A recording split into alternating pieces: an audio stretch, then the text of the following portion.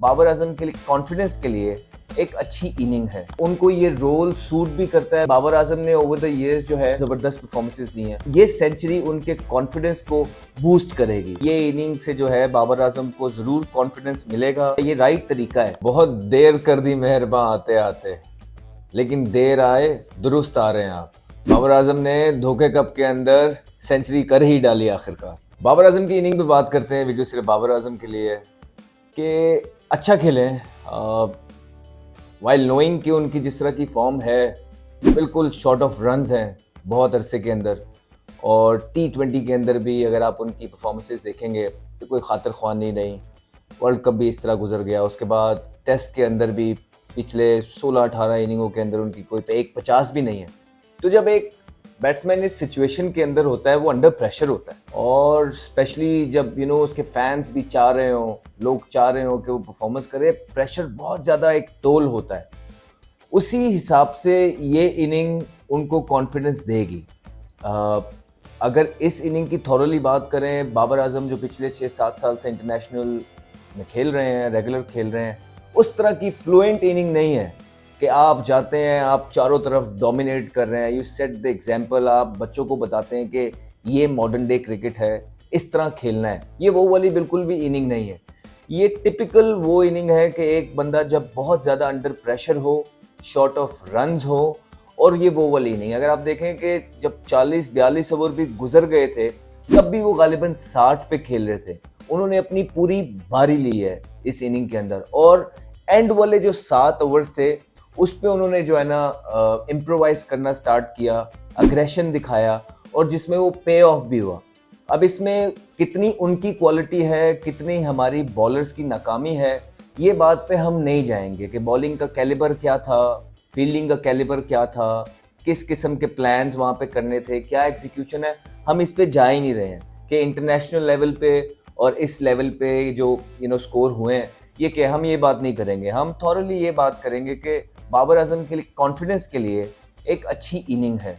हम हमेशा से ये बात करते हैं कि ओडीआई के अंदर बाबर आजम के जो रिकॉर्ड्स हैं वो सबसे ज़्यादा बेटर हैं।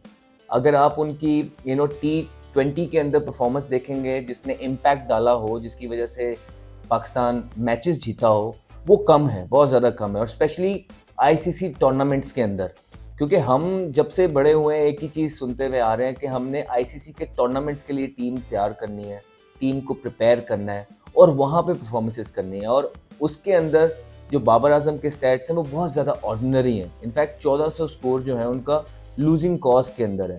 स्ट्राइक रेट भी उनका 111 का है, और जो एवरेज है वो भी 21 की गालिबन है।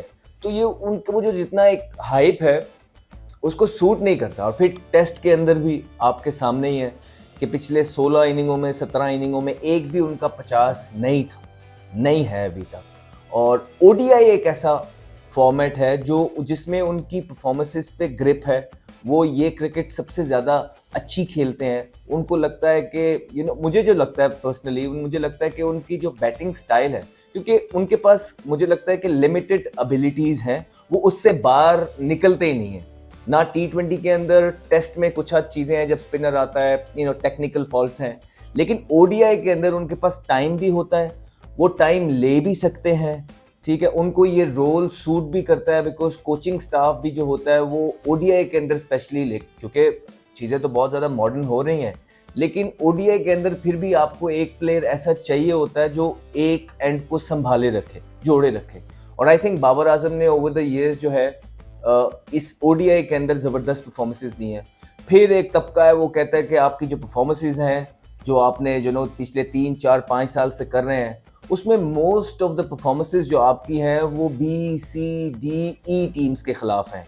तो ये आप पे उस तरह का क्रिटिसिज्म होता है। ये सेंचुरी की मतलब हमें सबको पता है, बाबर आजम को खुद भी पता होगा कि क्या कैलिबर है, क्या लेवल है जिसके अगेंस्ट उन्होंने सेंचुरी की है। लेकिन क्योंकि शॉर्ट ऑफ रन्स हैं, क्योंकि बड़े अरसे से परफॉर्मेंस नहीं हुई है, प्रेशर है चारों तरफ से परफॉर्मेंसेस का, तो ये सेंचुरी उनके कॉन्फिडेंस को बूस्ट करेगी। ये बाबर आजम के कॉन्फिडेंस के लिए बहुत ज़बरदस्त होगा।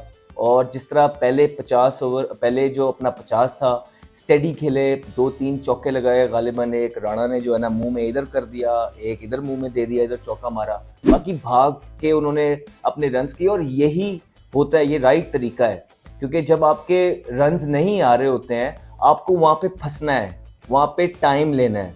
तो बिल्कुल ठीक बात है। अगर आप टीम की तरफ से देखेंगे तो दूसरी टीम अभी जो मैच लगा है वो तो फिर से एक वन साइडेड ही हो गया, और दूसरी टीम की जो फिटनेस है या जो इस कैलिबर है इस टूर्नामेंट का वो तो हमारे सामने वैसे ही है कि क्या बॉलिंग हो रही है और क्या सेकंड इनिंग्स हो रही हैं, क्या फिटनेस है, क्या यॉर्कर्स हैं, क्या एग्जीक्यूशन है। हम इस पे बात नहीं करते, हम थॉरोली ये कहेंगे कि ये इनिंग से जो है बाबर आजम को ज़रूर कॉन्फिडेंस मिलेगा।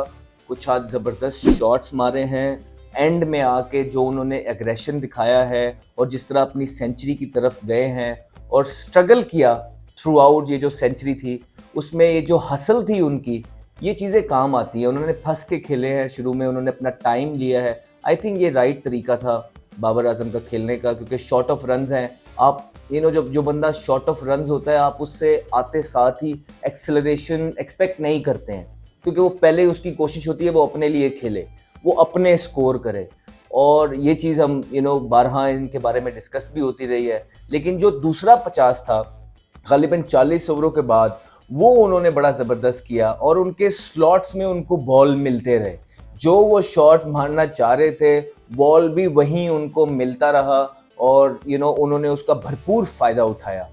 सो आई होप कि जिस तरह हमने पहले कहा है कि वनडे ऐसा फॉर्मेट है जो इन्हें सूट करता है, इनके बैटिंग स्टाइल को सूट करता है, बिकॉज ये एक नॉर्मल फ्लो में खेलने वाले प्लेयर हैं और ये फ्लो में लंबा खेल सकते हैं, और आज उन्होंने फिर वो करके दिखाया है। होपफुली इनकी फॉर्म जो है बाकी आने वाली बड़ी साइड्स के ख़िलाफ़ भी जब ओडीआई होगा ये इसी तरह परफॉर्मेंस करें, और जब भी ओडीआईज आएँ ये ये जो फॉर्म है, ये जो रन्स हैं उनको वहाँ कन्वर्ट करें।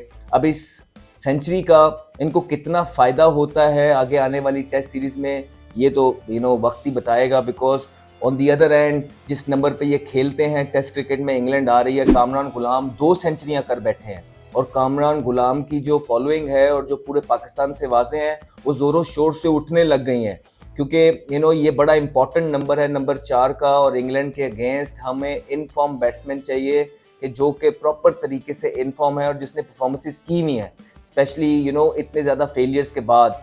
तो कामरान गुलाम की जो वाज़ेह हैं चारों कोनों से पाकिस्तान के आने लग गई हैं। अब ये देखना पड़ेगा कि सिलेक्टर्स एक दफ़ा फिर बाबर आजम के साथ जाएंगे या वो कामरान गुलाम की जो परफॉर्मेंसेस हैं, जो मेहनत हैं, उसको उसका सिला मिलेगा। जो भी होता है ये वक्त बताएगा, लेकिन बाबर आजम के अपने कॉन्फिडेंस के लिए ये जो सेंचुरी है धोखे कप के अंदर, ये बड़े मायने रखेगी। And I wish him all the best for the upcoming matches as well. Take care. And he's got pumped for a big one. Talented young man, Ahmed Shahzad.